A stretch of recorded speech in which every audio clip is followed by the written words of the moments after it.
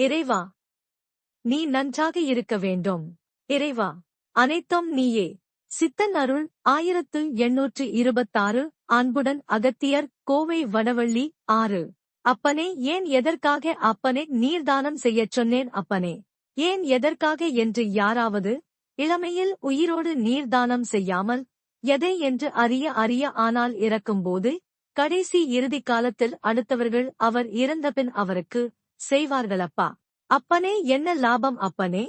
அப்பனே, உயிரோடு இருக்கும்போது ஒருவன் செய்ய வேண்டியவை தானங்கள் சொல்கின்றேன் அப்பனே.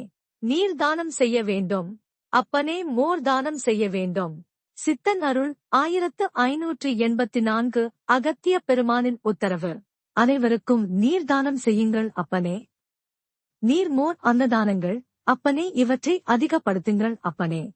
மனிதர்களுடைய பாவத்தை நீக்குவதற்கு புண்ணியம் மட்டுமே அப்பனே. எதை என்று கூட அப்பனே இப்படி நீங்கள் செய்து கொண்டே வந்தால்தான் அப்பனே ஈசனும் சூரியனிடம் சற்று விலகி நிற்க கூறுவானப்பா. அப்பனே, மனிதர்களிடத்தில் புண்ணியம் இருந்தால் மட்டுமே அனைவருக்கும் நன்மை ஏற்படும் என்பேன் அப்பனே.